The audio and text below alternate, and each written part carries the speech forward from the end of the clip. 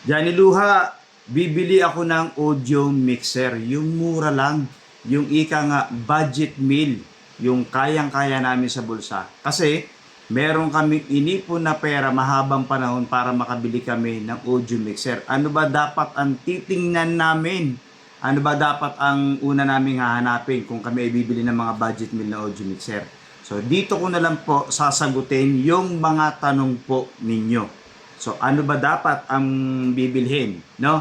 Uunahin natin muna, alam nyo, kahit mumurahin ang audio mixer natin or yung mga budget meal nga kung tawagin, ay basta nasa tama po yung inyong pagpihit, tama po yung inyong ginagawa.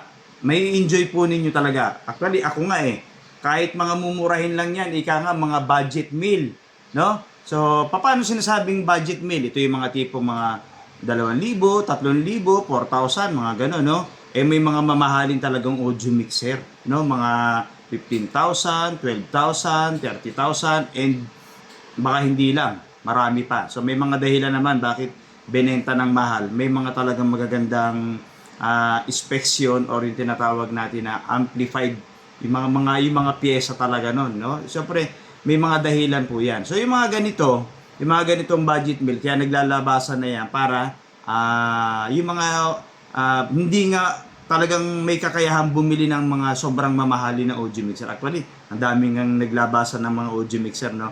At ang isa dyan, yung mga kagaya po ng ganito. Ginagamit ko nga ito sa malalaking event So, paano magiging no? Basta, yun nga sinasabi ko sa inyo, basta tama po yung inyong pagpihit. Okay, balik tayo sa tanong. O di sige, Johnny Luha, ano nga ang bibili namin?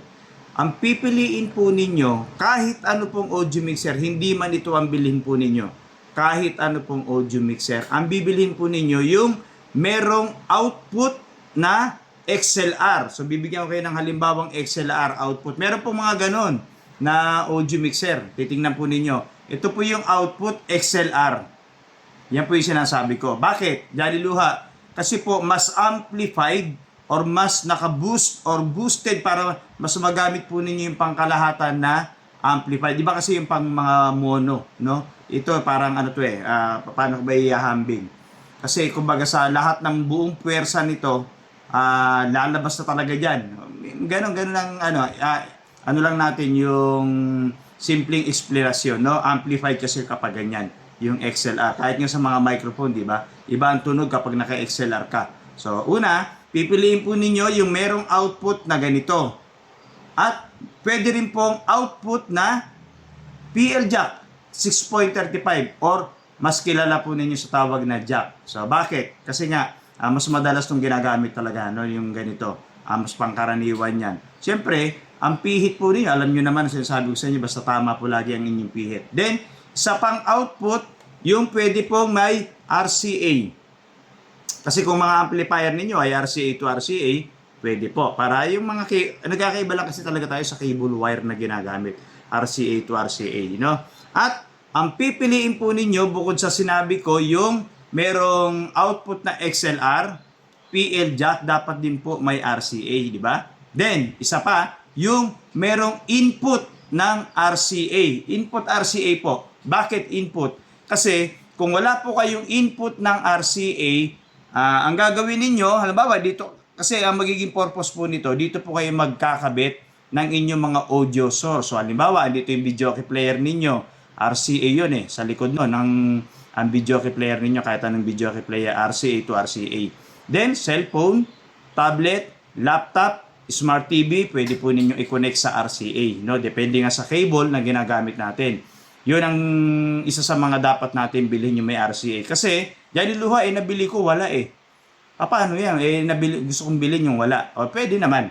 Kaya lang, maglalagay kayo ng input ngayon sa inyong, microphone. So, paano? Gagamit kayo ng adapter. So, halimbawa, andito yung inyong mga video player, gaganyan nyo po yan. Yan ang kaibahan pag wala kayong RCA. Gagamit kayo ng ibang adapter. So, dito nyo lagay yung RCA. Papuntang video player, smart TV, cellphone, tablet. So, halimbawa, video player to, nakalagay sa microphone input. I-off po ninyo yung effects. Kasi, kapag tumugtog po yan, itong part ng channel na yan, pag tumugtog yan, Tapos nag-angat kayo ng effects, halimbawa dito mayroong microphone. Halimbawa may microphone yan, di ba? Inangat nyo yung fader or yung volume control ng effects. So pag nakaunang effects yan, madadami po sa echo yan or reverb yan, madadama yan. Videoke player yan, kaya nagtataka yung iba, bakit may echo yung kanta ng videoke player ko? Kasi naka-on yung aming effects. Kasi dito kayo nakalagay sa microphone input. So yun ang kaibahan pag wala kayo ng RCA. Gagamit kayo dito sa microphone channel ninyo ng ganito mga connector. Yung iba, gumagamit pa nga ng ganito. Ako, gumagamit ako ng ganito eh. So lalagay ko yan dyan. Lalagay ko dito. Maglalagay ako ngayon ng RCA papunta ng videoke player, smart TV, ganun yun. Sayang yung channel. Kaya sabi ko sa inyo, pumili kayo ng may RCA input, no? So, yun ang kagandahan no, kapag may RCA. Kaya nga, talagang bibili kayo ng mga additional. Sabi nga nila, dagdag gastos pala. Ganun po talaga, kapag nagsasound talaga tayo, lahat bibilhin po yan. No? Siyempre, bukod doon, pwede naman kayo mag-Bluetooth. Pwede kayo mag-USB. Kaya lang, siyempre, kung may Bluetooth kayo, meron na kayong RCA, may mga microphone pa kayo, edi ang dami ng source, no, ng audio. Ganun po yun. Okay? So, kaya yung iba nagtataka dyan, Luha, walang ganito. Walang RCA input. Saan kami magkoconnect ng videoke player? O, dun sa microphone input. Salpak nyo yan dyan, di ba? O, tapos siguraduhin nyo naka-off ang effects, ha? Ganun po yun.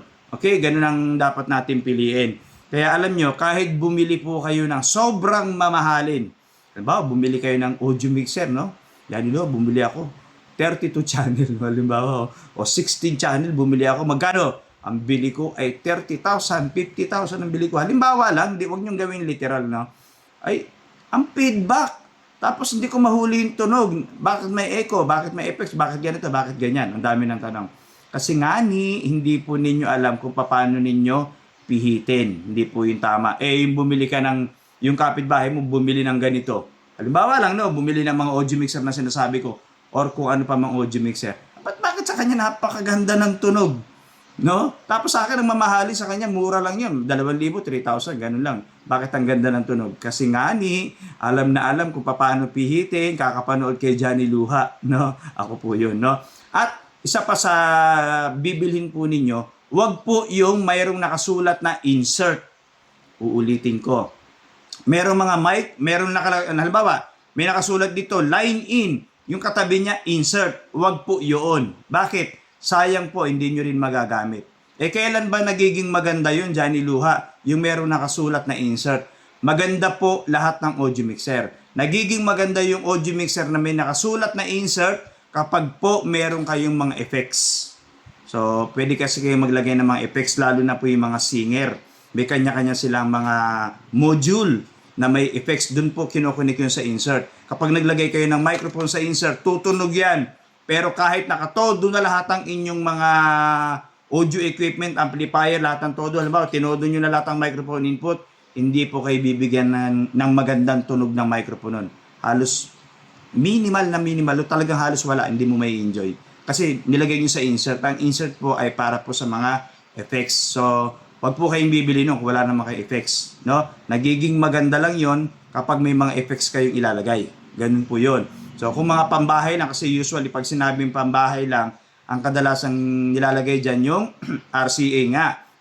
Yung sa videoke player, RCA, TV, o naka-Bluetooth yung TV, o naka-Bluetooth yung inyong cellphone sa mga audio mixer. Lagi nyo tatandaan, no? Aalamin po ninyo kung paano pinipihit yan. Kahit mumurahin lang ang audio mixer ninyo. Pag alam po ninyo yung ginagawa ninyo dyan sa mga per channel niyan at lahat ng mga napindutan niyan, mai-enjoy po ninyo ang audio mixer, no? So, yung iba kasi nakikita ko yung high. Todo yung high. Tapos, ang sakit daw sa tenga. Bakit? Hindi kasi alam yung high. Basta pinihit lang, alat tsamba lang ang ginagawa.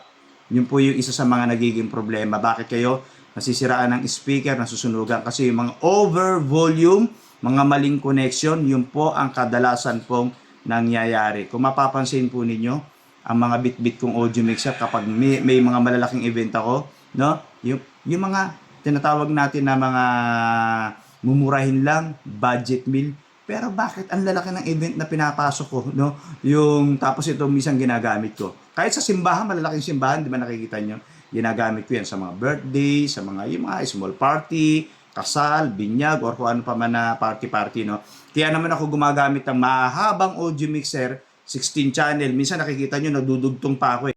Pinagsasama ko pa yung mga audio mixer kasi nga po, nabibitin ako sa input sa dami po ng performer. Halimbawa, may mga dance group yan, may kanya-kanyang kanta yan, may mga USB, yung iba naka-Bluetooth, yung iba may mga kung ano pa mang audio source nila, nakakonect lahat yan po yan. Nabibitin ako. Gusto yung iba nga, lalo sa live band po, no? Sa live band lalo yan, pag nagla-live band ka, marami pong nakakonect dyan. Bakit? O, halimbawa, naka-line in yung mga audio equipment nila, yung mga gitara, keyboard, e-drums, pati kung drums yan, pati lahat yan lalagyan mo ng mic. Kaya ang dami, mga wireless, mga wired mic, no? Ganun po 'yon. So abangan po ninyo yung tutorial pa natin sa ating part 2 dahil sobrang haba ng video natin, ano. So ganun po 'yon. Balik-balikan niyo lang yung video para po kayo ay matuto. Johnny Luha po ito.